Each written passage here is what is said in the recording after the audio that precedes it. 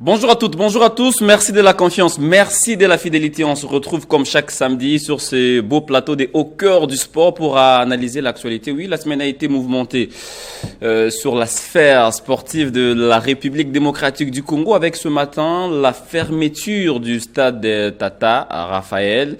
Oui, le stade Tata Raphaël ne devra pas accueillir les différentes rencontres de football, que ce soit de l'entente provinciale de football de Kinshasa, de la Ligue nationale de football ou d'une autre entité. On va revenir sur ça puisque le ministre des Sports et Loisirs dénonce les actes de vandalisme qui sont perpétrés, on va le dire ainsi, à chaque fois qu'il y a des grands matchs de football. Mais on parlera également des élections à la Fédération congolaise de football, l'association, puisqu'il y a eu on va dire une réunion importante. Est-ce que cette fois-ci ou jamais on devra avoir les élections? Mais ce sera quand? Puisque jusque-là on attend les chronogrammes. D'entrée, on placera un petit mot sur les interclubs de la CAF. Oui, Maniema Union qui est à un pas de quart de finale en Coupe de la Confédération et Lupopo qui devra batailler dur, bien évidemment, pour garder son destin en main. Vous êtes sur Télé 50. Bienvenue dans Au cœur du sport, le tout premier numéro du mois de février. Le temps pour moi de recevoir les éminents analystes avec moi sur ce plateau. D'abord, Bob Richard Makandalele, futur candidat aux élections à la FECOFA, enfin, très bien habillé. Bonjour, bienvenue. Merci Bokaya, merci pour l'invitation. Je salue tous les téléspectateurs de Télé 50. Candidat, il est trop tôt pour se dévoiler. Et en fait, nous, je suis dans l'optique où c'est pas le poste qui fait la personne. C'est la personne qui donne un sens à un poste. Moi, je suis un serviteur du football congolais. Je ne le suis pas depuis aujourd'hui. Je le suis depuis belle lurette. Moi, tout ce que je veux, c'est que le football décolle. S'il peut décoller, il fait décoller avec moi en étant secrétaire, tant mieux. S'il peut décoller avec moi en étant président, le plus important, c'est les services. C'est ce qui, d'ailleurs, tue le football congolais, où les gens veulent des postes pour le poste, alors que dans la tête, dans l'esprit, ils n'ont rien à proposer, mais ils veulent être là pour tout ce qui est protocolaire. Ça sera mon introduction. On va développer pendant l'émission. De toute façon, je vous ai accueilli là. Non, je vous ai accueilli, on va dire à chaud directement. Je vous mets dans le bain de la thématique. C'est vrai, hein, on va analyser l'actualité. Eddie Kankou Kadima qui nous a manqué la semaine dernière, il était éprouvé, il est là, sincères condoléances à vous. J'espère que vous êtes en forme, parce que vous avez la bonne mine ce matin. Bonjour, bon week-end. Merci beaucoup Christian Bokaya Doucouré. Je salue encore l'âme de ma sœur, Justine Kamanga qui est partie. C'est une mère pour moi. Après les décès de mon père, c'est entre ces mères que je suis passé. Et là, quand j'ai sorti pour aller chercher ma première maison à louer, donc c'est dans sa maison que je suis sorti. Donc pour moi, c'est comme une mère qui est partie. Et je crois que nous avions passé toute une semaine. Les obsèques, ça sera la semaine prochaine. Toute la famille s'est réunie du côté de l'UPN, sur l'avenue au Congo, numéro 24. Toute la famille est là et on est là. C'est la vie. Dieu a donné, Dieu a répit, je suis chrétien. Je ne peux que m'incliner devant la volonté du Très-Haut. Merci beaucoup, Eddie Kankou Kadima, qui, curieusement, n'a pas salué Papi Mamboleo, parce que lui, à chaque fois qu'il prend la parole... Mais vous avez oublié, je vous ai rappelé. Je n'ai pas oublié. C'est devenu même une référence. Quelqu'un me prend, il me dit, mais à chaque fois, Eddie Kankou... Mais pourquoi ne pas être reconnaissant à la personne qui vous suit tous les jours et vous fait des observations et des encouragements s'il le faut? Papi Mamboleo Kiza. C'est comme une messe pour lui, à chaque fois il nous suit. Et moi aussi, ça ne me gêne pas chaque fois de rendre l'ascenseur à Papi Mamboleo, il nous rate le samedi, il nous suit le dimanche. Wow. Allez, laissez-moi maintenant recevoir le manager de cette émission. Ben, il est lui-même surpris d'apprendre qu'il est manager de l'émission. Parce que, attention, hein, chacun dans son chacun, disent les Ivoiriens. Vous êtes les managers de cette émission. J'ai de Luis Coupa devenu l'habitué. Bonjour, très bien habillé, comme d'habitude. Bon week-end. Merci beaucoup, surtout pour la nomination de manager en ligne, en direct comme ça. Donc, ça me va droit au cœur. Merci pour l'invitation. C'est toujours un réel plaisir de parler sport, surtout qu'il y a des sujets brûlants. L'introduction de Bob Richard Makandalele était très, très, très chaud. Ouais. heureusement que ça a été atténué par Eddie Kanko avec la nouvelle des obsèques. Ouais. Et donc, merci pour l'invitation. Allez, messieurs, sans plus tarder, on va parler des interclubs de la CAF. Oui, Maniema Union va jouer aujourd'hui, ce sera bien sûr en Tanzanie, face à Azam FC de Jean-Florent Ibenge Ikwangé. Les unionistes n'auront besoin que d'un petit point pour se qualifier en quart de finale. Une première. Maniema Union qui, on va le dire, avance à pas de tortue, mais qui est en passe de réaliser un exploit. Oui, c'est un exploit puisque ce sera pour la première fois que Maniema Union va franchir ses paliers dans cette compétition. Ouais. Et déjà que la saison dernière, ils ont joué à la Ligue des Champions, ils se sont qualifiés pour la phase des groupes.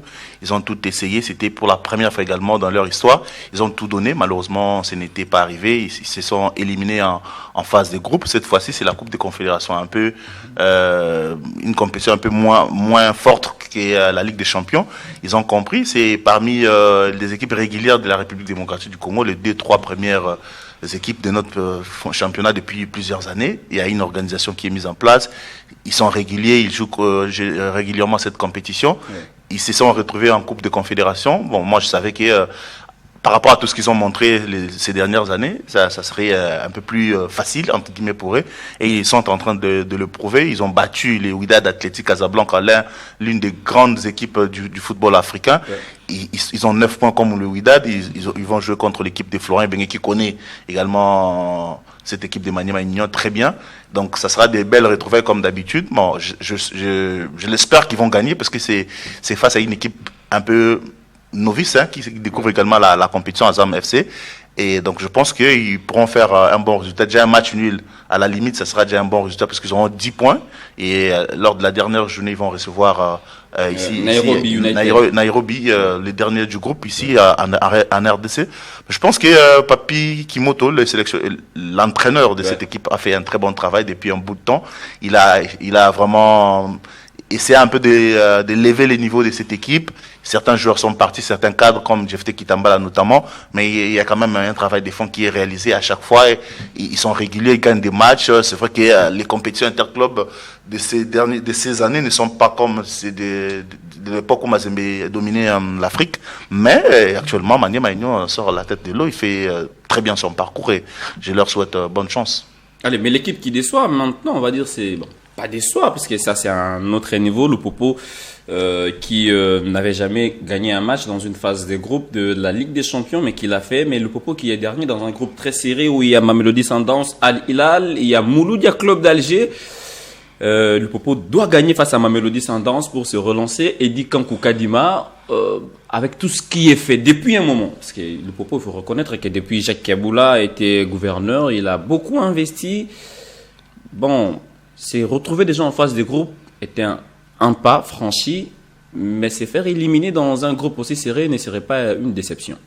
Bon, je pense que vous allez m'autoriser à parler de Maniema à la fin. Je crois qu'en rapport avec la question, la stabilité de Lupopo arrive avec Guy Boukassa. Parce que si vous voyez le travail fait par Mwagasuba, c'était un travail à refaire.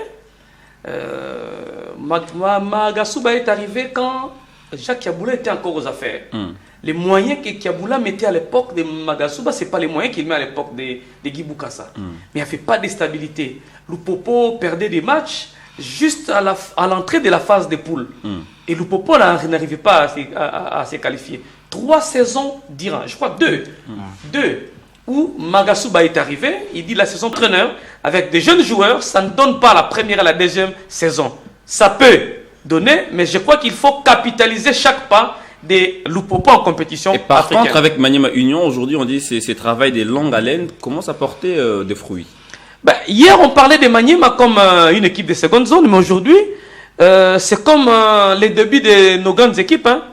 Avec Club, Imana, Mazembe, Lupopo à l'époque, c'était toujours comme ça. 1 pas, 2 pas, 3 pas. Hier, on ne parlait pas de Maniema Union sur Canal+, mais j'ai vu un portrait fait sur l'équipe de Maniema. J'ai vu 3, 4 et 5 supporters s'ajouter dans l'équipe de Maniema. Pendant que nos équipes dites populaires se battaient encore pour trouver une licence qu'on ne retrouve pas. On achète des joueurs pour les individus, les clubs n'ont rien. Si nous ne faisons pas attention, regarde ce qui s'est fait du côté des Aigles du Congo. Otis Ngoma est du côté de l'académie. J'ai vu les U17, j'ai vu les U20, 2 hommes comme Dan du côté des Aigles du Congo. J'ai vu du côté de Maniema Union, le général Amissi rassemblait tous les garçons des militaires s'entraîner au camp Kokolo. Pendant que les équipes dites populaires, ils sont encore dans des guerres de l'équipe appartient à qui, le joueur appartient à qui, où vous avez même celui qui a la section basketball a encore le pouvoir de placer son joueur dans la section football. Lui, il est du côté basket, mais il a ses intérêts du côté football. C'est encore archaïque. Bob Makandale, qui sillonne le monde en matière de transferts, peut vomir. Et demain ou après-demain, ne soyons pas surpris que les équipes comme les Aigles, Maniema, remplacent les équipes comme Vita, comme Mazembe, comme le Lupopo, si ces équipes ne s'organisent pas. Au fait, si je peux rajouter quelque chose à ce que dit Eddie Kankou, les Aigles, tout comme Maniema Union, excusez-moi pour la voix, profitent du leadership au sein de l'équipe. Comment ça se passe? Ces mêmes dirigeants étaient l'un au Dering, l'autre dans Vita Club. Ouais. Ils avaient envie de bien faire parce qu'ils avaient leurs moyens. Parce que c'est que le football est un business, comme je l'ai toujours dit. Mais ils avaient tellement de contraintes qu'ils ne pouvaient pas se déballer totalement.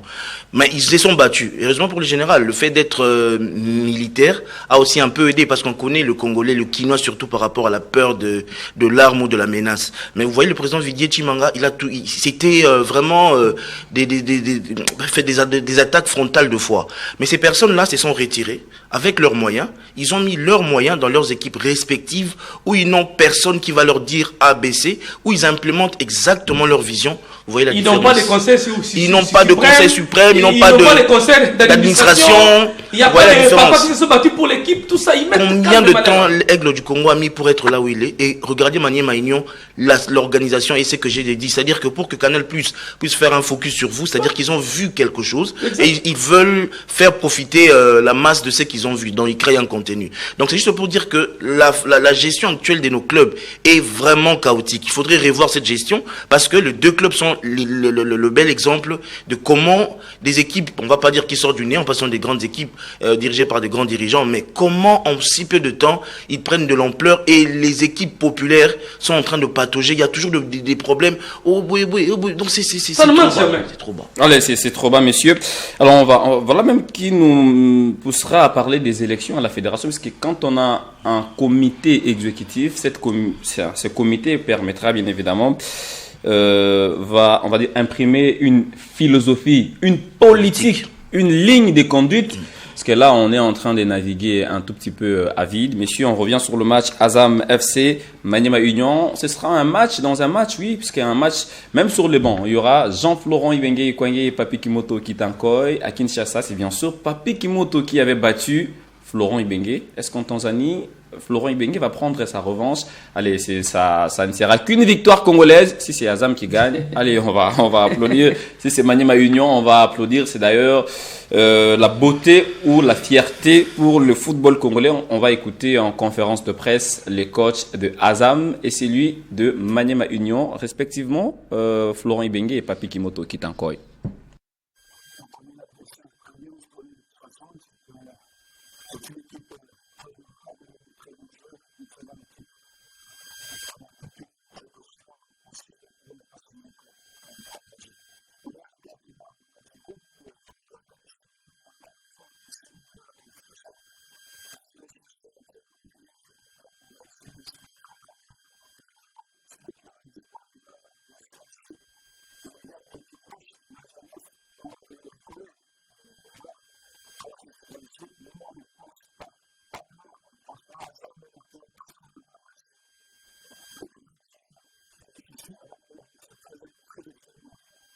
L'objectif de la saison était clairement défini, qu'il fallait entrer en phase de poule. C'est ce que nous avons fait. Maintenant qu'on est en phase de poule, je pense que vous avez absolument tout dit. L'appétit vient en mangeant. Quand on est compétiteur, on ne se contente pas. On a commencé timidement cette compétition, notamment la première mi-temps à Kinshasa où on n'a pas été bon du tout. On a été meilleur en seconde mi-temps et si on regarde la physionomie de ce match-là, je crois qu'on s'est créé autant, sinon plus d'occasions que Maniema Union. Donc c'était peut-être l'idée qu'on se faisait en arrivant, on s'était peut-être dit on est déjà arrivé. Et puis le second match a montré qu'on avait notre place dans cette phase de groupe. Donc on s'est remobilisé pour dire, bon, voilà, il reste 4 matchs. On va faire de notre mieux dans les 4 matchs, et puis après les 4 matchs, on va tirer les conclusions. Et voilà, c'était la Papi Kimoto Kitanko et Jean-Florent Ibenge Ikwenge, Maniema Union, qui n'aura besoin que d'un point, alors qu'Azam aura besoin de 3 points pour essayer de se relancer, puisque lors de la dernière journée, le club tanzanien va se déplacer sur la pelouse des Wydad Athletic Club de Casablanca. Le match Lupopo Mamelodi Sundowns à suivre bien sûr demain, et ce sera au stade Frédéric Kibasa Maliba. Je rappelle que dans ce groupe Lupopo a 4 points, il est d'ailleurs dernier du groupe. C'est vrai que Mouloudia aussi a 4 points. Mamelodi Sundowns 5 points. Al Hilal c'est un tout petit peu détaché avec 8 points. Pendant qu'on va jouer sur les différents stades d'Afrique, à Kinshasa, il n'y aura pas de match. Ouais. Il n'y aura pas de match puisque le ministre des Sports et Loisirs a ordonné la fermeture du stade Tata Raphaël. Le stade de Martyrs aussi était déjà fermé. Une décision qui va en tout cas faire un peu mal au football congolais, puisque là, la Linafoot devra beaucoup batailler pour voir comment faire respecter son calendrier. Ouais, c'est une décision qui fait mal, mais à un moment, il faut s'arrêter. Il faut arrêter parce que je sais qu'en ce moment, beaucoup seront en train de critiquer le ministre, et ça, la tendance au Congo, à Kinshasa. On n'a déjà pas de stade, pourquoi il bloque? Mais il faut comprendre sa motivation. On ne va pas continuer à arranger, en fait, à réfectionner les stades pour que le retour, il y a un moment, il faut s'arrêter, il faut aussi éduquer la masse. Cette éducation passe par des décisions draconiennes comme celle-ci, par exemple. Et puis moi, je ne le vois pas mal. C'est-à-dire que moi, je pars toujours du fait que le football devrait se vivre comme une affaire. On a bloqué le stade. Déjà, rentrons sur les fondamentaux. Que rapporte le championnat aujourd'hui en termes financièrement à ces équipes qui le jouent? Pas grand-chose. Match déficitaire, on apporte des stratégies pour améliorer les revenus de ces équipes, toujours pas. Aujourd'hui, on bloque le stade. Moi, je demanderais aux équipes, on peut peut-être négocier avec le ministère de jouer de matchs à huis clos, et ça aiderait à développer une autre façon de faire les choses. Aujourd'hui, on se plaint, il n'y a pas d'argent. Obliger cette population qui est prête à casser à commencer à acheter le football par streaming.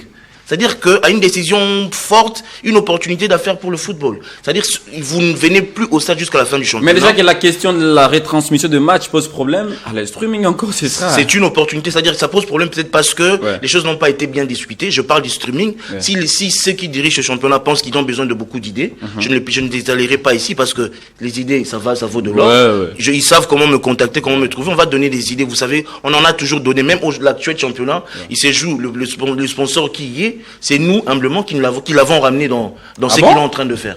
Mais on ferme la parenthèse, c'est pas une question de gloire, comme j'ai dit à l'introduction, c'est question d'aider le football à aller de l'avant. Donc, c'est-à-dire que c'est fermé. Quelque part, le ministre a raison parce que on va pas continuer à casser comme ça, impuniment. Et ce qui est drôle, on était en train de parler avec Dikankou, ces personnes qui cassent, ces personnes qui détruisent, on les connaît. Pourquoi ne pas les dévoiler? À défaut d'avoir des caméras comme dans notre stade, on sait exactement que quand il y a un mouvement, on sait repérer, c'était dans la zone C, chaise 14. On regarde l'achat de billets. Qui a acheté le billet numéro 14? Tout est identifié. Voilà pourquoi on a vu des systèmes comme Yala, comme on a vu en Côte d'Ivoire, parce que tout le monde est identifiable. Mais à défaut d'avoir ça dans nos stades, mais on connaît quand même ces personnes. Il est juste question de dénoncer ces personnes, de les exclure dans le stade. À défaut de le faire parce que il y a tellement de familiarité entre ces personnes qui commettent ces actes dans le stade et les organisateurs. Fermons carrément le stade, faisons recours au streaming, restons à la maison pour 50 centimes. On dit qu'il n'y a pas d'argent. Pour 500 francs, retransmettez les matchs en direct sur les plateformes adéquates, et vous verrez que la Ligue va se faire de l'argent, et ce n'est pas venir au stade pendant ce temps, ça va donner, ça servira à la Ligue, cet argent qu'ils sont en train de générer, de vulgariser sur le comportement. Le problème, c'est que on nous a appris, voilà pourquoi le football, le sport, à partir de l'école est très important. Le sport, le football ou autre sport, on ne peut pas toujours gagner. Ça, c'est quelque chose qui s'inculque dès le bas âge. La culture de la gagne, de la perte et du match doit exister. C'est-à-dire, sportivement, on est venu, autant nous sommes venus gagner, autant les autres sont venus gagner. On n'a pas gagné, sportivement, on l'accepte. Si déjà, voilà pourquoi le sport, j'insiste, est important dès le bas âge, parce que c'est un état d'esprit. Quand vous grandissez comme ça, vous ne finissez peut-être pas grand joueur, mais dans la société où vous vivez, vous apprenez que je n'ai pas à jalouser GD, parce que s'il a et que je n'ai pas, le contentement. Donc tout ça, c'est important. C'est-à-dire que c'est un grand travail qui devrait se faire déjà même à l'école, au sport-études, les enfants grandir avec ça. Là, tous ceux qui viennent au stade, ils ont juste, il y a GD football, il faut tout gagner. On a un langage à gagner. Ceux qui ont gagné, donc match, on est à ma arbitre, non. Ça doit passer par une pédagogie, une vulgarisation, une éducation. Mais est-ce que cette décision ne vient pas clouer déjà les championnats nationaux qui étaient dans le pétrin? Parce que depuis un moment, il n'y avait pas d'engouement. On se disait peut-être qu'au play-off, il y aura du monde. Et maintenant qu'on ferme encore le stade, les temps de reprendre, les championnats risquent de perdre son élan. Bon, je pense que, comme venait de le dire Bob Richard Makandalele, nous devons aller vite pour éviter la dérogation, mais nous ne devons pas aller pour se retrouver aussi dans des problèmes demain. Le ministre des Sports est politique. Regarde les images que nous voyons derrière Bob Richard Makandalele, qui est la régie nous projette. Même derrière. Voilà. Ouais. Ces images, nous sommes au stade Tata Raphaël. Les ministres politiques, il y a un gestionnaire. Les ministres voient les images et ordonnent la fermeture momentanée pour qu'on trouve la solution à tous ces problèmes. Je ne vois pas où ça pose le problème. On n'a pas dit que la fermeture prend 1 mois, 2 mois, non. C'est dit jusqu'à nouvel ordre. C'est-à-dire même demain matin. Ça, c'est un supporter et un arbitre. Ouais, mais c'est un juge de touche. C'est juge de touche. Mais ouais. C'est un officiel. Mais c'est une façon pour lui de se défendre. Oui, mais et si c'est le contraire? Si c'est le contraire, parce qu'il était attaqué. C'est cette saison. Et dans la lettre, le ministre dit que ce sont des actes de vandalisme à répétition. Et le ministère des Sports, pour ne pas dire les ministres, veut avoir les garanties sur ça. C'est-à-dire, les gens peuvent se réunir aujourd'hui et trouver des mécanismes pour nous éviter ce que nous voyons au stade. Quand on reste sur ces images, quand on voit ce genre d'images, ça prouve qu'il n'y a pas de sécurité ou la sécurité n'est pas renforcée au stade et que les officiels ne sont pas à l'abri de toute attaque. Et les officiels, et les athlètes, et le public, personne n'est à l'abri. Parce qu'on doit sécuriser les athlètes sur les terrains, les officiels, et le public aussi a le droit à la sécurité. Droit à la sécurité. Maintenant, quelle est cette personne qui viendra suivre un match au stade avec cette insécurité? Nous connaissons tous, nous savons tous qu'il y a insécurité au stade. Un ministre des Sports demande aux organisateurs de prendre des mesures pour nous éviter, nous critiquons ces ministres. Bon, qu'est-ce que nous voulons? Si le ministre n'agit pas, nous disons que le ministre n'agit jamais. Et je reste sur l'esprit de la lettre du ministère. Nous n'avons pas le temps de lire, nous restons sur la décision. Les gens disent que ministre Kandi stade, comprenez? Alors que dans la décision, on suspend momentané le temps qu'on puisse avoir des garanties pour nous éviter ce que nous voyons au stade. Alors c'est-à-dire que les partis garantissent la sécurité. L'organisateur. J'ai posé la question une fois au président de la... un représentant de la Linafoot. Pour dire pourquoi nous voyons une poignée de policiers au stade. Nous faisons la demande, mais la police nous envoie que ce nombre-là. Et aussi, il faut aussi supplier à certaines charges pour que la police... là, on va indexer le ministre de l'Intérieur. Évidemment, parce que le ministre de l'Intérieur... Ces problèmes datent de très longtemps, l'insécurité. Depuis un moment... Vous venez au stade Tata Raphaël, dans un match de la foot, vous trouvez au minimum 15 policiers. 15. En plus, vous allez parler, hein. En plus, non, mais il y a des choses qu'il faut pas dire. En plus, les 15 policiers, bon, Richard, arrêtez de faire. Les 15 policiers qui arrivent au stade n'ont pas de stratégie pour endiguer quand ils viennent, non, mais moi j'ai des images. C'est-à-dire quand ils viennent, ces policiers, si le public, les fauteurs de troubles font des jets de pierres et répliquent de la même façon que ces gens. On se dit, mais... bon? Oui, vous les voyez en train d'esquiver un peu toutes ces pierres. Et au finish, il y a bagarre. Au finish, il y a bagarre entre policiers et supporters. Alors que la police devrait faire respecter l'ordre. Et je quand vous crois voyez un policier, vous devez bouger. Non, J'ai des ministres qui doivent avant de parler. donner la question à Gédé, voyons au niveau des états-majors des équipes, il y a des personnes qui font des troubles qui sont connus. Parce qu'il y a la responsabilité civile, il y a la responsabilité aussi du côté des policiers. Parce que, dites-moi un peu, l'image que nous venons de voir tout à l'heure, un supporter d'un club bien identifié vient s'attaquer à un officiel. Cette image ici. Ces supporters, en le voyant comme ça, nous pouvons dire qu'il est de telle section. Heureusement, il habite où? Heureusement mais que les au juges sein de son club, on l'a pas identifié, on l'a pas sanctionné. Il doit faire quel sport déjà Vous comprenez? Non, mais les juges de touche là, il doit être karatéka. Attention, là. Cette image, nous pensons que c'est une mauvaise image. Merci à Kevin qui a pris cette photo. Kevin Ngandou. Voilà, il est professionnel. Ouais. Mais c'est une image qui fait rire, mais c'est l'image du championnat. Il y a toute une... C'est l'image du championnat.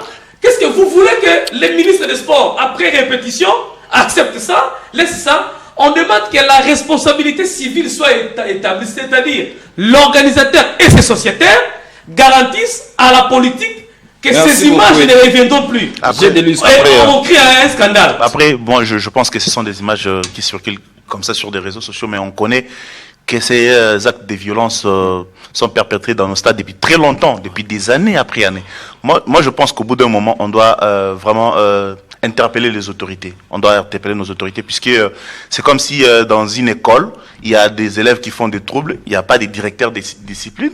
Ben, on préfère fermer l'école, renvoyer les élèves. Donc, on dit, voilà, rentrez chez vous, on ferme l'école parce que vous n'êtes pas à mesure de vous discipliner, alors qu'il y a des directions des disciplines qui devraient être là pour mettre la discipline. Au bout d'un moment, ça doit s'arrêter. Le ministre a pris la décision de fermer les stades. Oui, mais ce n'est pas de la responsabilité directe du ministère des Sports, peut-être de mettre la sécurité. Non. Il a pris une décision en tant que ministre des Sports, certainement pour enquêter et voir comment trouver des mesures. Ça, c'est bien. Mais le ministère de l'Intérieur, par exemple, qui s'occupe de la sécurité de la population. Est-ce que ça doit être national ou provincial? Provincial d'abord, parce qu'il s'agit de Kinshasa. Il s'agit de Kinshasa. On voit des images de vandalisme à chaque fois dans nos stades. Qu'est-ce que le ministère de l'Intérieur provincial fait pour qu'on ne retrouve mais ça pas relance un histoire. débat. Quand on parle du ministère de l'Intérieur provincial, le ministère des Sports, au niveau des... Enfin, rare de voir un ministre provincial. Il faut du sport. Mais parce que parce que au bout d'un moment, certains ne comprennent pas leurs responsabilités. Exactement. Ils ne comprennent pas ce qu'ils doivent faire en réalité. Dans un stade à Kinshasa, le ministère de l'Intérieur provincial devrait intervenir. Nous avons assisté ici au jeu de la francophonie. Lors du jeu de la francophonie, nous avions vu comment il y a de la sécurité, parce que au bout d'un moment, les policiers, je ne jette pas la pierre sur notre police nationale, mais au bout d'un moment, j'ai l'impression qu'il y a plus de familiarité entre la police et la population. Donc la population n'a plus peur de la police, même s'ils sont en nombre commun, on le voit, à chaque fois il y a toujours des violences. Pourquoi ne pas faire référence peut-être à la garde républicaine, par exemple? Je sais que ce n'est pas vraiment de leur compétence, mais on a vu lors des jeux de la francophonie, il suffit d'avoir un seul élément de garde républicaine qui met de l'ordre là où il y a des milliers de gens. Tu parles de la francophonie. Ici, au niveau même au niveau des routes, on voit. Il suffit d'avoir un élément. Il n'a dit plus rien.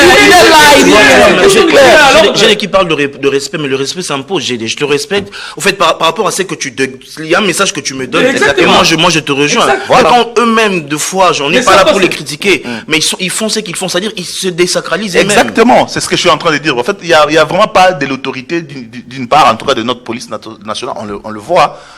C'est vrai qu'il y a des réformes qui se font. Ils sont en train de se battre pour mettre de l'ordre. En tout cas, félicitations à eux. Mais pour l'instant, il n'y a pas d'autorité de la police ils ne représentent rien, même s'ils sont nombreux. Mais aujourd'hui, on peut jeter la responsabilité aux supporters. Il faut y être éduqué, ça et là. Mais nous ne sommes pas encore arrivés à cette dimension-là d'éduquer la masse facilement. Ces stades Tata Raphaël, il y a une insécurité incroyable. Je vous dis, ça lorsque vous jouez là-bas, lorsque vous jouez dans ces stades-là, même la presse n'est pas en sécurité. Personne n'est en sécurité. J'ai assisté avec toi, tu étions là d'ailleurs au Chan en Algérie, à Rabat. L'un des stades qui a accueilli la compétition, c'est pratiquement les stades Tata Raphaël. Mais il faut voir la sécurité qu'il y a là. Pourquoi ne pas mettre la sécurité? J'interpelle le ministère de l'Intérieur provincial. C'est votre responsabilité. On ne peut pas continuer à critiquer le ministre des Sports tout le temps, alors qu'il n'y est pour rien. Vous, qu'est-ce que vous faites? Au bout d'un moment, l'organisateur, la Linafoot, doit aussi interpeller ses autorités. C'est de leur devoir de sécuriser la population. Mais aujourd'hui, on se retrouve avec un stade fermé. Les championnats nationaux ne peuvent plus se jouer pour l'instant là, parce qu'on ne sait pas où jouer. Et la Linafoot, au bout d'un moment, va rejeter la responsabilité au ministère des Sports. Voilà, nous, on n'a pas encore respecté les calendriers, parce qu'il n'y avait pas, les stades avaient été fermés. Mais qu'est-ce qu'on prend comme décision pour sécuriser la population? Les athlètes, les joueurs, les officiels, la presse, qu'est-ce qu'on prend comme décision? Il faudrait au bout d'un moment faire respecter notre pays. Je vais vous rafraîchir un tout petit peu la mémoire, Eddy. Je vais prendre quelques paragraphes de cette correspondance du ministère des Sports et Loisirs adressée à Madame l'administrateur gestionnaire du stade de Tata Raphaël. Je prends. L'autorité constate avec regret que ces comportements impunis des clubs et de leurs supporters touchent à l'intégrité du patrimoine public, engendrent des coûts de réparation supplémentaires pour l'État qui finance en ce moment des travaux d'aménagement, ternissent l'image de notre sport national, violent l'éthique sportive et mettent également en péril la sécurité des spectateurs, acteurs et officiels en conséquence. Sur instruction de son Excellence, Monsieur le Ministre, je vous notifie par la présente, c'était bien sûr le DIRCAB qui a signé, par la présente, la décision de suspension plutôt immédiate des matchs officiels des championnats dans les installations du stade de Tata Raphaël, et ce, jusqu'à nouvel ordre. Alors, je vais prendre la deuxième partie de ces communiqués très vite. La réouverture de cette enceinte sportive sera conditionnée par les mesures suivantes. Un état des lieux des dégâts enregistrés au cours de ces 2 dernières saisons, 2024-2025 et 2025-2026, un plan de sécurisation renforcé et un engagement sûr et échéancier pour réparer les dégâts. Ok.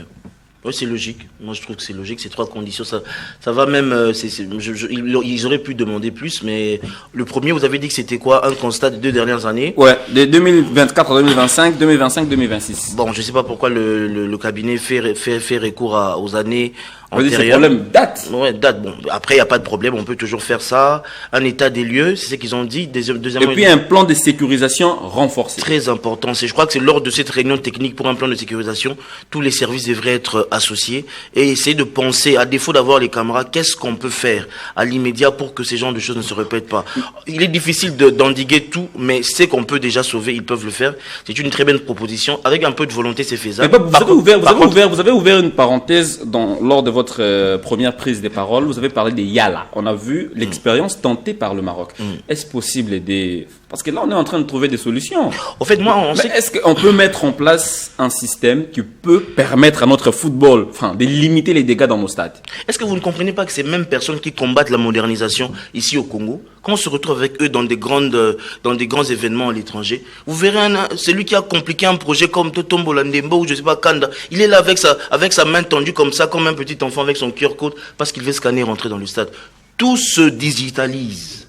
Tout se digitalise, c'est-à-dire que les taxis, à un moment, l'argent disparaîtra des mains. Pourquoi nous, on doit toujours rester derrière? Quand les bonnes idées viennent, accompagner les belles idées. Il ne faut pas toujours combattre. C'est-à-dire, ce sont des choses qui existent. Créer aujourd'hui un software qui permettrait d'identifier tout le monde, c'est possible. Mais quand l'idée viendra, on va dire déjà on a des problèmes. Même à 500 francs, on peut identifier. C'est pour la sécurité de tout le monde.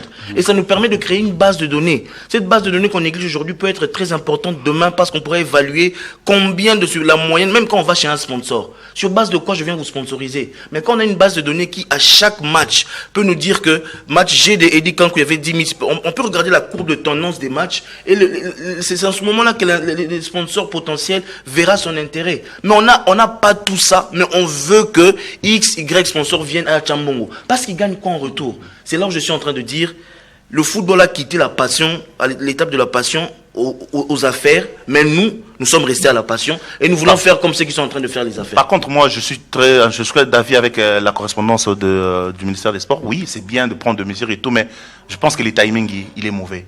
Puisque en ce moment-là, en plein championnat, on prend ces mesures. C'est bien d'identifier, mais ça va prendre combien de temps? Et pendant ce temps, est-ce que le championnat doit s'arrêter? Déjà que notre championnat a des problèmes de visibilité.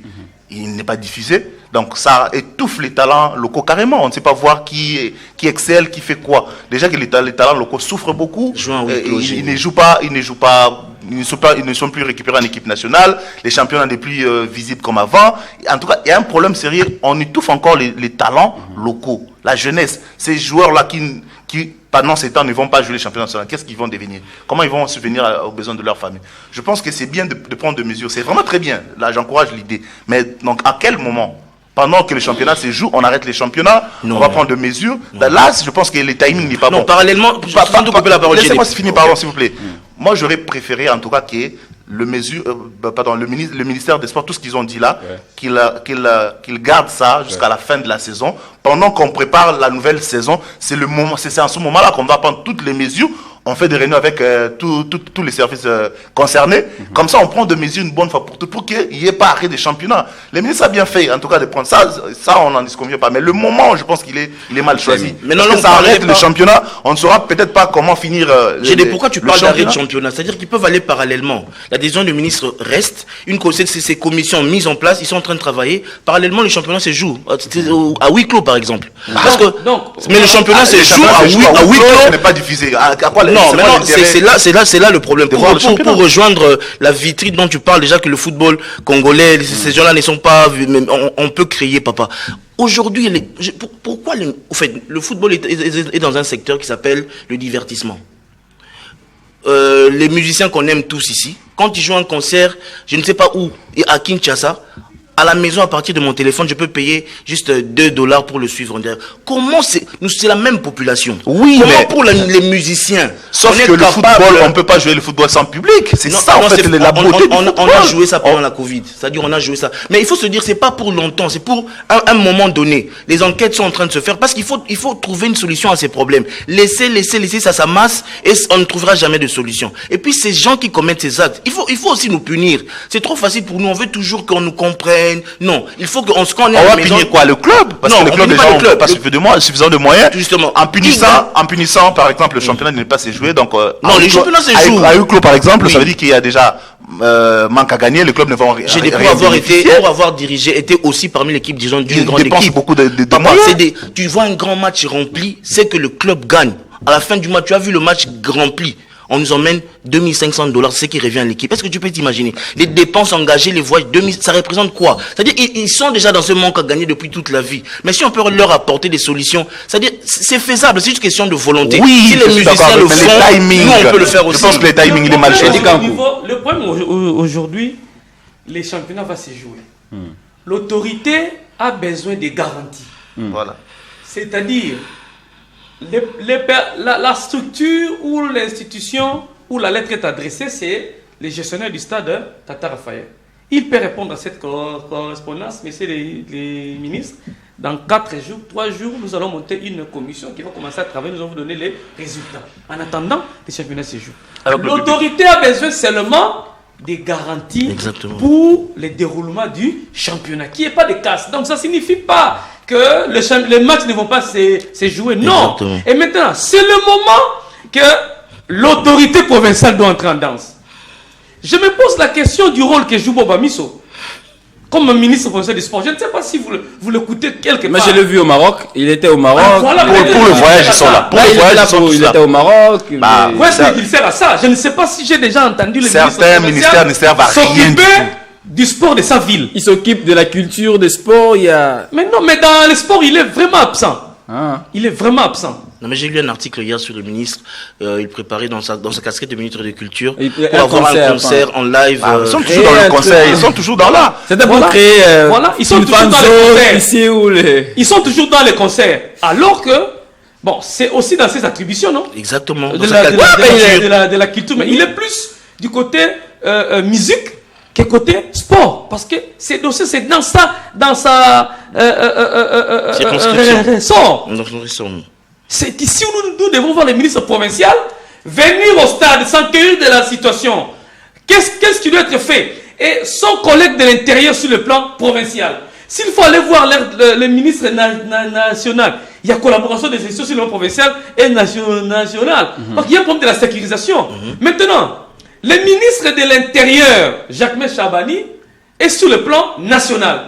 Et dans chaque ville, il y a un ministère provincial qui doit s'occuper des situations directes ayant trait avec la sécurité. Et cette situation du stade des Martyrs devrait interpeller au plus haut point les ministres provinciaux de l'Intérieur et les ministres provinciaux des sports.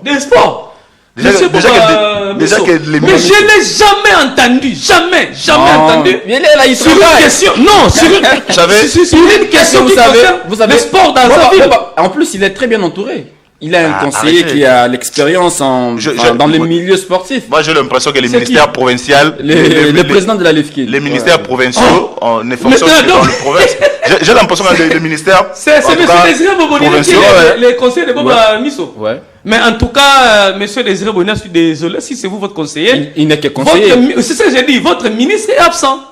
Il est absent dans les dossiers qui concernent le sport. Ouais. Déjà que il devrait être au stade Tata Raphaël pour qu'ensemble ils trouvent des solutions pour la situation de la sécurité du public et l'intérêt des équipes quinoises. Mais Eddie, n'oublie pas la complexité de diriger la ville de Kinshasa, étant le siège des institutions. Voilà, le gouvernement national s'impose parce que c'est aussi un peu le Matalana. Est-ce qu'il a déjà posé un acte mais comment il va le poser si peut-être la haute hiérarchie veut garder la gestion de Kinshasa?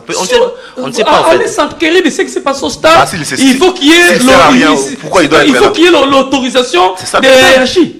S'il faut aller au stade pour s'enquérir. Merci beaucoup, monsieur. Nous avons les images sur Internet matin midi soir. Ça, vous avez dit. Ça, vous avez dit. Alors, une petite précision. Tout le match de la Lenafoot prévu ce week-end vont bel et bien se jouer à 11h. Je pense que dans quelques minutes, il y aura match Bukavu Dawa Étoile du Kivu. Et puis à 13h, Amka affrontera l'OC Renaissance. Et puis à 15h, c'est chaud.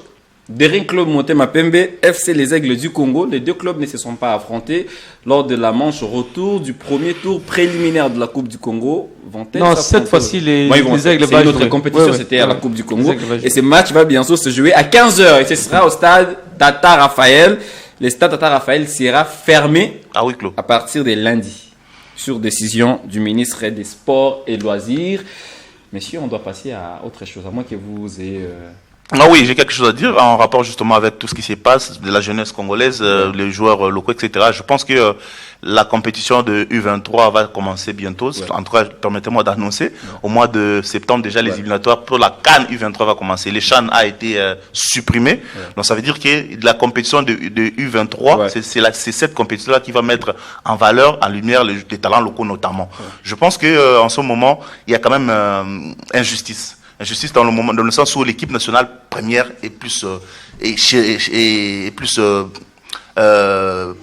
bon, je dirais respectée même, parce qu'il y a tout qui est mis là pour qu'ils soient dans les meilleures conditions. Par contre, les équipes de CHAN, par exemple, ou de U23 sont négligées quasiment. Ouais. Je pense que c'est le moment. Il mérite à venir d'annoncer qu'il y aura un nouveau sélectionneur pour les équipes U23. Il va venir, mais c'est le moment de préparer, de mettre des conditions pour ces équipes-là. Le moment d'encadrer la jeunesse. Les Chancel Mbemba, les Cédric Bakambu, les Arthur Maswaku, la plupart ont déjà plus de 30 ans, là, les joueurs-là. Ouais. Donc après la Coupe du Monde, on aura qui comme équipe? Donc il y aura pas de relève. Le Sénégal aujourd'hui, le Maroc, la Tunisie, l'Égypte, toutes ces équipes-là sont régulières dans de grandes compétitions parce qu'ils ont des viviers, ils ont des jeunes qui remplacent le grand. Mais nous, après les Chancel, on aura qui? On va encore attendre les générations spontanées des binations qui vont venir. Peut-être oui, mais je pense que l'avenir du football congolais, de l'équipe nationale, n'est pas vraiment assuré vu qu'il n'y a pas de relève derrière. Vous voulez dire que l'avenir est sombre? Très sombre même. Voilà qui nous amène maintenant à parler de cet avenir, puisqu'il y aura élection, monsieur. On ne sait pas quand, peut-être avant la Coupe du Monde, soit après. Élection à la Fédération congolaise de football, l'association, qui seront candidats. Pour faire quoi exactement? Après tout ce que nous avons vu, le Connor est arrivé, le Connor a fait ce qu'il pouvait faire. Il a pris beaucoup de temps, autant de temps que possible. Pour quel résultat? On doit avoir un comité exécutif. Nous voulons un comité et ce comité-là sera redevable aux électeurs. Parce que là, le Conon s'est dit à tout moment il peut partir et il n'a des comptes à rendre à personne. Et dit quand Koukadima, les élections arrivent, il y a eu une réunion importante, on va dire une réunion tripartite, commission de recours, commission électorale. Connor, aujourd'hui, on s'est dit, les élections ou rien. Parce qu'on veut quand même voir le football congolais retrouver sa plus belle robe d'antan. Bon, je pense que toutes les parties se sont convenues pour les élections au mois d'avril prochain. Cette fois-ci, je crois que nous sommes bien partis pour avoir les élections. Parce qu'il n'y a aucune raison aujourd'hui pour dire qu'il n'y ait plus d'élections en République démocratique du Congo. Et les informations à ma possession me garantissent qu'il y aura élection, à moins qu'il y ait cataclysme. Il y aura élection, mais quand? Oui, mais au mois d'avril, je crois qu'il faut maintenant qu'il y ait un chronogramme, parce que toutes les parties ont été saisies. Je crois que c'est maintenant que chaque responsabilité doit être exécutée dans les états-majors, parce qu'aujourd'hui, il y a une commission qui organise les élections, c'est la commission électorale. Après cette réunion, je crois que la commission travaille pour mettre à la disposition du public. Est-ce qu'on va repartir à zéro ou on va maintenir les Je ne pense pas. La dernière lettre de la FIFA était claire. Il n'y a même pas à suppiter. Les élections vont répondre là où le processus s'est arrêté. Il n'y a pas au niveau des ligues. Après les ligues. Les ligues nationales. Les ligues nationales. Ouais. Il y avait les NAFJ, les NAF, l'INAF, voilà, l'INAFoot. Voilà. Et la dernière étape, c'est la FECOFA. Et c'est la fédération. Je ne pense pas qu'on va répondre à zéro. Ça, je ne pense pas parce que... Avec la même commission électorale. Et évidemment, mais c'était ça l'esprit de la lettre de la FIFA. Je ne sais pas si vous avez oublié. Tout restait en place. On avait seulement suspendu le processus pour voir clair sur ce qui s'est passé, mais les élections vont répondre là où le processus s'est arrêté. Ça, c'était l'esprit de la lettre de la FIFA. À moins qu'on puisse se changer. Sauf que Véron Mosengo n'était pas d'avis. Non, ça c'était une réaction dans une conférence de presse qui n'engage pas la lettre officielle de la FIFA. C'était à moins qu'on puisse matérialiser cette volonté. On avait soupçonné les élections organisées au niveau des ligues. Et ce n'était pas une décision formelle venant de la FIFA et de la CAF. La mission est de la FIFA, ce n'est pas la mission de la CAF. Bien que dans cette conférence de presse, il y avait aussi la présence de M. Infantino, mais ce n'était pas une décision, c'était une analyse du secrétaire général de la CAF qui ne fait pas office d'une décision de la Confédération africaine de football. Donc si je m'en tiens à la lettre officielle, c'est là où les élections se sont arrêtées. Maintenant, votre question, c'est qui doit diriger? On va venir, on va. Là, c'est... C'était ça la question. Sinon, vous risquez de privatiser, de monopoliser la parole. Et ça ne permettra pas à G. Scoop à les diriger, enfin, pas les diriger, d'analyser. Vous allez aussi postuler parce qu'on a ouvert la porte à tout le monde. Il ne faut pas dire non, nous les journalistes. Non, on a ouvert la porte à tout le monde. Mais la question que je vous pose, GD, il y a eu le Connor. Pendant autant d'années, ça commence avec Dieudonné Sambi, Madame Belinda Lutandila est arrivée. Est-ce que vous êtes sûr que le mal qui rongeait notre football est aujourd'hui élagué et qu'on peut vraiment aller aux élections dans un environnement sain? Oui, on peut aller aux élections. Bon, de toute façon, ça ne dépend pas des acteurs qui sont là au Connor, puisqu'on l'a vu, c'est depuis 2023, où il y a le mois d'avril 2020, 22 ou 23. D'abord 21. Ouais. Bon, c'est vrai que c'était pas officiel. Il y a plus de 4 ans. Voilà. Ouais. Avant, Dieudonné Sambi était là, il n'était pas encore financier. Voilà. Il n'était pas officiellement encore président du Connor, il était juste financier pour gérer les affaires, les affaires courantes. Après, il a été officiellement nommé président du comité de normalisation. Ça a pris beaucoup de temps. Il n'a pas pu organiser les élections. Il a géré le football congolais comme il a pu. La FIFA a constaté que Dieudonné Sambi avait des limites au bout d'un moment. Il a remplacé par Madame Belinda Lutandila aujourd'hui. Après, le processus électoral, d'après les informations, il y a eu une réunion, comme vous l'avez annoncé. On doit passer aux élections. Mais est-ce que le problème, ce sont des élections ou bien les hommes? Je pense qu'au bout d'un moment, la responsabilité incombe aux Congolais que nous sommes. Nous n'avons pas aidé, nous n'aidons pas notre football. Il y a eu Dieudonné Sambi, qui est un Congolais qui était là, mais qui nous a montré ce qu'il nous a montré. Aujourd'hui, le Connor est encore là. Je ne sais pas dire tout va bien ou non, mais on sent vraiment qu'il n'y a vraiment pas un bon fonctionnement dans notre football. Il faudrait qu'il y ait un comité exécutif élu qui est redevable, qui va mettre en place des projets, qui va respecter son mandat, qui va en tout cas développer notre football par rapport aux idées, par rapport à tout ce qu'ils auront comme projet. Mais actuellement là, le champ est ouvert, comme vous l'avez bien dit. Tout le monde, c'est pas tout le monde bien sûr, les gens qui sont dans le milieu sportif, les journalistes notamment, on nous a ouvert un champ pour postuler. Bon, bien sûr que si j'ai des ambitions, j'ai des idées, je peux peut-être pas postuler comme président parce que c'est aussi question d'argent, évidemment. Je n'ai pas assez de moyens pour le faire.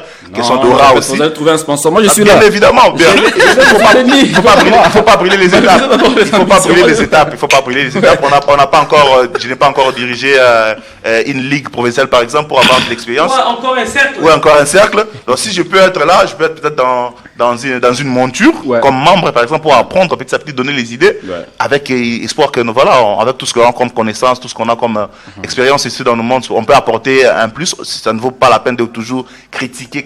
S'il faut être dans les affaires pour aider les footballs, on pourra le faire. Pourquoi pas? La bonne décision de changer, enfin, pas de dénoncer sur un plateau de télé. Après toute son expérience dans le milieu sportif, en général, footballistique en particulier, elle s'est décidée maintenant. Exactement. Comme Zéphir Kanyinda aussi voilà. à la Ligue nationale. Il y a des journalistes qui ont gravi les échelons. Le manager Frédéric Itengue est un ancien journaliste. Monsieur Pandemo, il y a Dona Moulongo fut un grand journaliste par le passé. Donc Kaboulou est devenu ministre de sport, c'était un journaliste. Donc ça veut dire que les gens sont aussi... Patrick Aïssa, ils sont nombreux comme ça, donc qui ont gravi les échelons, qui ont aussi fait un bon travail. Après, je pense que les élections au niveau de la fédération, c'est devenu un peu comme un mensonge. La plupart des gens ne s'y attendent vraiment pas. On dit qu'il y aura des élections, finalement il n'y en a pas. Mais je pense que cette fois-ci sera la bonne. Et on espère que des candidats qui seront là seront des candidats qui viendront pour développer le football et qui est quand même de l'ordre, parce que ça fait des années après année, on n'a pas un fonctionnement correct, on n'a vraiment pas de vision dans notre football. Les petits pays comme la Mauritanie et certains d'autres pays qui s'organisent à peine dans leur fédération, ils mettent... Même l'Éthiopie. Ils mettent vraiment de l'ordre dans leur football. Vous sentez qu'il y a l'organisation, la Tanzanie avec son championnat, c'est parmi les exemples. Ouais. Je pense qu'un grand pays comme la RDC, on ne peut pas toujours rester dans le désordre. Il est temps de se réveiller et voilà, de mettre de l'ordre dans notre secteur.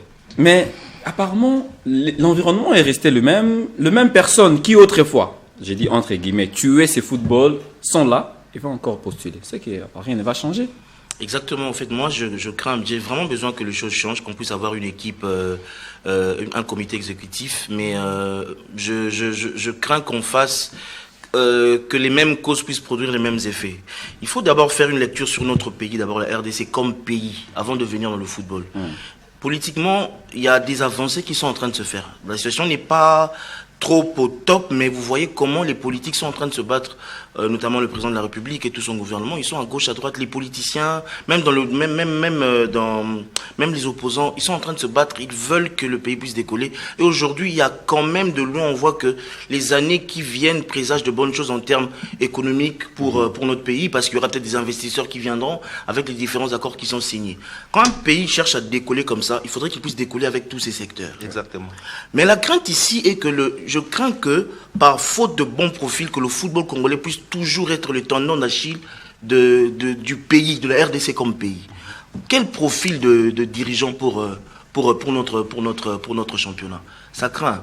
Au jour de jeu, en fait, le sport d'antan, comment il était le football, comment il était dirigé, même le sport en général, c'était les personnes qui ne pouvaient pas forcément, qui n'avaient pas de grandes études, excusez-moi le terme, et qui ne pouvaient pas être dans un ministère de l'économie, par exemple. C'est eux qu'on nous envoyait dans notre secteur, parce qu'on estimait que Yokino Zalakuna, ou bien le politicien, parce qu'il veut se positionner, il a ses moyens, il venait utiliser cette jeunesse que nous constituons pour se faire un nom. Et une fois qu'il est aux affaires, soit tu continues à alimenter, ou bien quand il n'est plus aux affaires, il nous a abandonnés. Et voilà, c'est vraiment la conséquence de tout ce qu'on est en train de faire. Moi, je crois que je suis même en train de penser, peut-être mon idée ne sera pas très acceptée, mais on est en train d'avancer, on ne sait pas ce que cette réunion a pondu.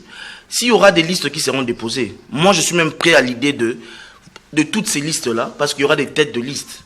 Organiser un dialogue de potentiels présidents de fédération. Si c'est une question de moyens, on va proposer un projet, on va trouver les moyens, les interner, les faire comprendre. C'est une affaire d'État. Le football, c'est le rayonnement international.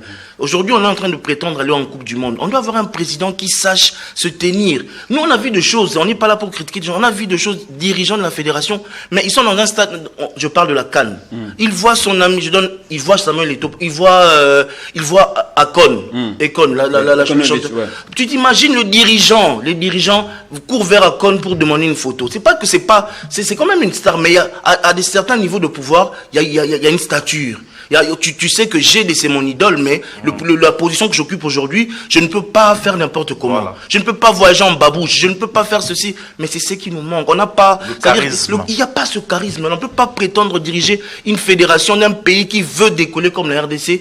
On est encore dans... Déjà, il faut être polyglotte, ça il faut le dire. Un président, quelqu'un qui prétend être président d'une fédération doit au moins parler plus de 3 langues internationales. Ça, il faut qu'on se le dise. C'est un monsieur qui doit être, en termes de réseaux sociaux, qui ne soit pas forcément comme GD, mais qu'il puisse au moins savoir manier les réseaux sociaux, qu'il puisse savoir comment tenir un discours devant la presse. Ce n'est pas parce qu'il a été là pendant 10 ans. Petit, ça fait 30 ans que nous sommes dans ce football. Tu sais comment on s'est battu. Ce n'est pas la bataille menée après 30 ans qui fera de vous un bon dirigeant. Alors, donc c'est des petites choses. Et puis des idées. Un président qui prenne de risques, qui n'a pas peur. L'échec, c'est ça même qui t'emmène à la réussite. Aujourd'hui, on a de l'argent. C'est comme j'ai entendu quand le président Marie partait. Il y a une somme d'argent qu'on n'a jamais utilisée parce qu'on n'avait pas emmené un projet. Est-ce que c'est sérieux ce genre depuis de des années, dans le site FIFA, il y en a. C'était FIFA Forward. Alors qu'on peut même créer un concours 2.0. Des idées. Ceux dont on a raté l'argent à cause des idées. Donc il faut vraiment revoir. À défaut, quand ils vont donner leur liste, on va leur proposer. Papa, venez vous asseoir, ne fût-ce que. Faites même une liste unique. Ou peut-être que vous tous, vous serez là, mais qu'on puisse décoller quand même. Alors, quand vous parlez, il faut être polyglotte. C'est que mon ami Jonathan Massiala-Ferra sera un très bon profil pour diriger la Fédération Congolaise de Football Association. Bon, moi aussi, avec mon Duolingo, depuis un moment, je me fais avec l'anglais. Et voilà. Eddie Kankou Kadima. Maintenant, on a... Apparemment, je vous fais rire depuis le début de l'émission. On a appris des sources sûres que Véron Mosengo, qui est secrétaire général de la CAF, a également des ambitions.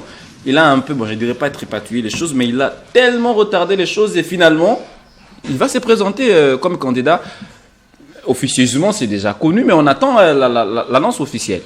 Quand vous dites que Véron Mosengo a retardé les choses pendant que la mission est de la FIFA, je me pose la question. En collaboration avec la CAF.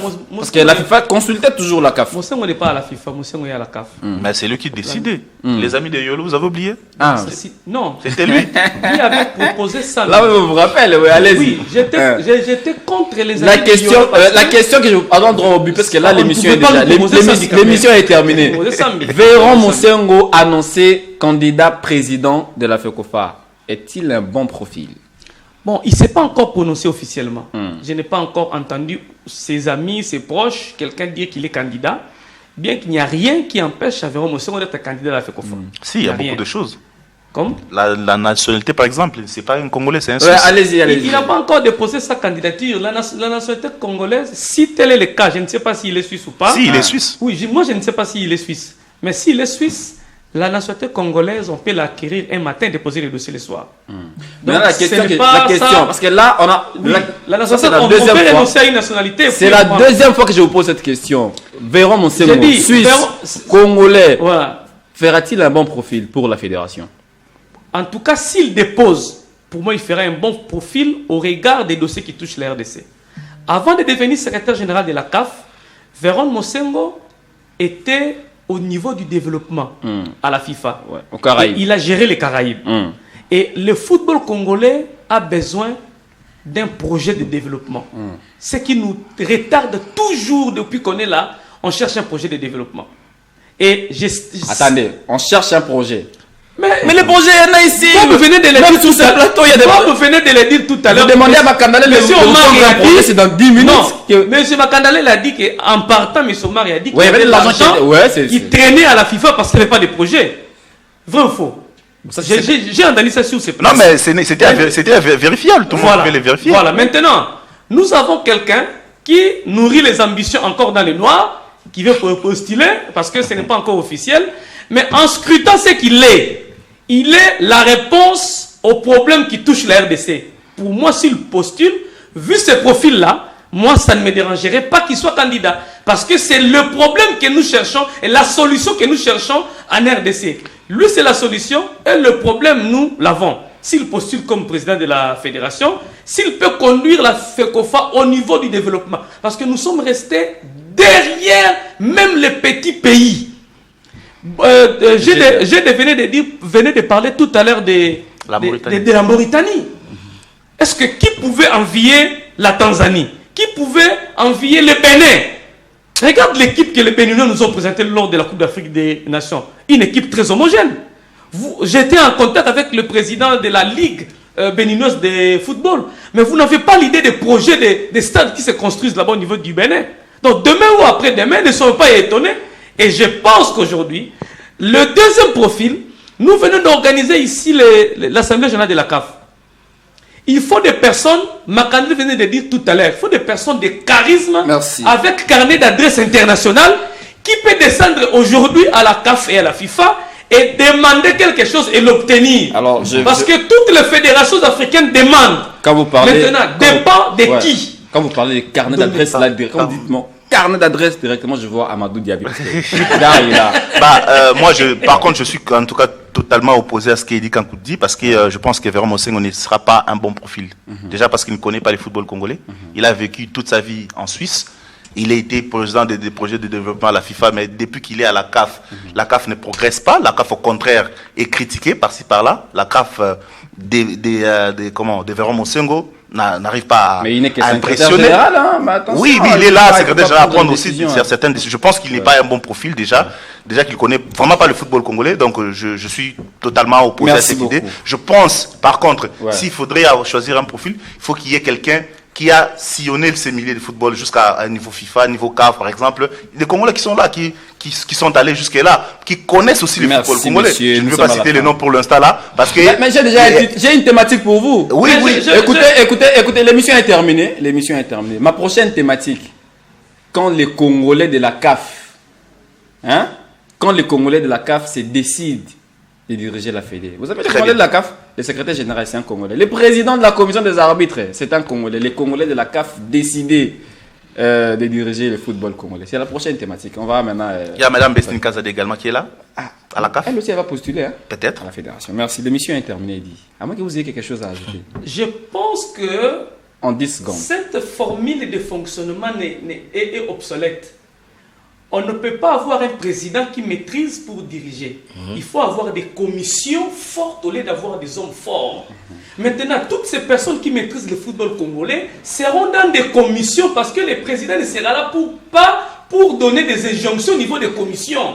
Le président n'est pas décideur. Le secrétaire général, c'est un exécutant des décisions sortant des commissions de la CAF. Un secrétaire général n'est pas un dirigeant.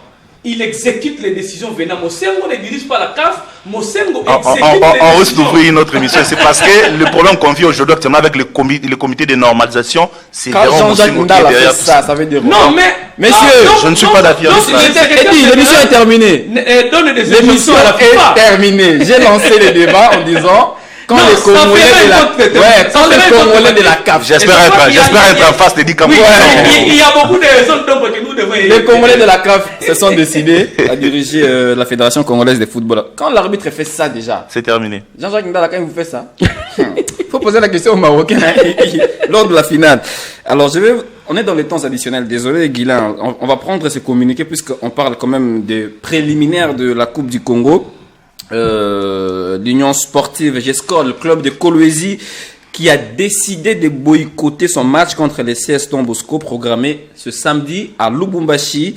L'équipe de Vika Kavungu Sakakindulu évoque plusieurs manquements d'ordre organisationnel. Alors je voudrais qu'on prenne juste ces communiqués. On se retrouve juste après pour désannoncer cette émission.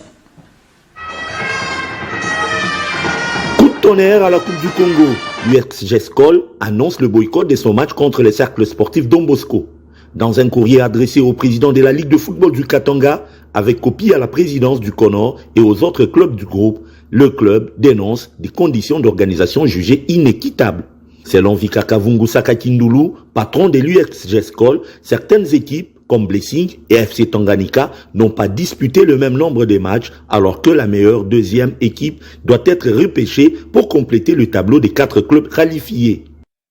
Les requins bleus de Kolwezi pointent également la répartition des clubs des Ligue 1 dans un même groupe, alors que d'autres groupes regroupent uniquement des clubs des ententes soulevant des questions sur les tirages au sort. La team bleu-blanc de Kolwezi réclame également à ce que la dernière journée se joue simultanément afin d'éviter toute suspicion de complaisance ou d'arrangement. À cela s'ajoutent des contraintes logistiques et financières.